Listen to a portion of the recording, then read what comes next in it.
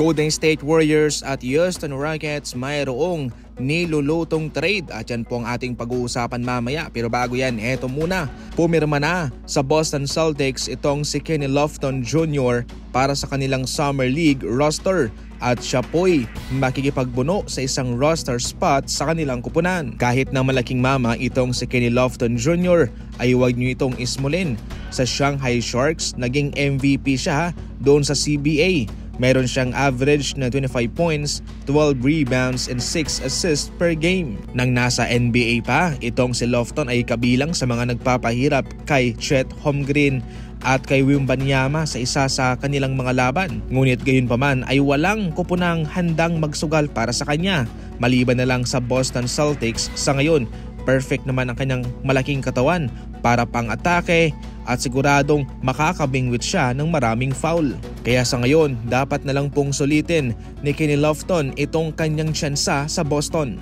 Pagkatapos tinanggihan din ng shooter ang $84 million extension offer ng Lakers sa kanya noon, ngayon ay paunti-unti na nga rin hong pumapaldo itong si Dennis. Kamakailan lang ay pumirma siya ng $45 million deal sa loob ng 3 taon para sa Kings. Siya po'y magsisilbing point guard doon sa kanila. Bilang isang veterano, napakadali na lamang para kay Dennis Schroeder ang mag-adjust, especially sa ngayon sa Kings. Mataas ang kanyang wingspan, swak yan para dumepensa. Ang problema nga lang dito ay hindi siya ganong consistent sa lagay na yan.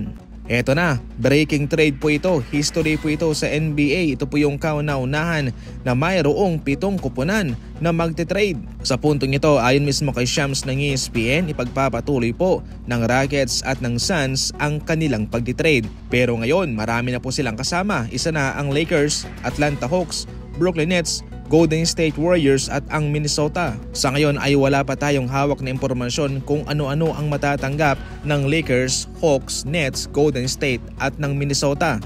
Isa lang po ang sigurado rito, mananatili pa rin si Kevin Durant sa Rockets. Bale, mag-e-expand lang po ang trade nito at meron ding mga asset na papakawalan ang Rockets at ang Suns. Kaya magiging interesting po ito. Sa paggawa ko ng video ito ay wala pang nangyayaring trade kaya baka sa oras na makita mo to o mapanood mo, mayroon nang nangyari, baka malito ka. Disclaimer lang to mabilis po ang mga balita ngayon sa NBA kaya mahirap para sa aming mga content creator na maglabas ng video news patungkol dyan. Pero gayon pa man ay atin pong gagawa ng solusyon na para atin pong maihatid ang balitang ito sa inyo.